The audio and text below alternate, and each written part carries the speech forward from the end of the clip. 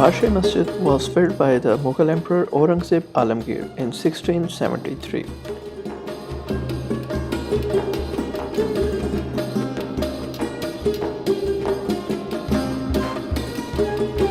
It is located the west of Lahore Fort, along the outskirts of the walled city.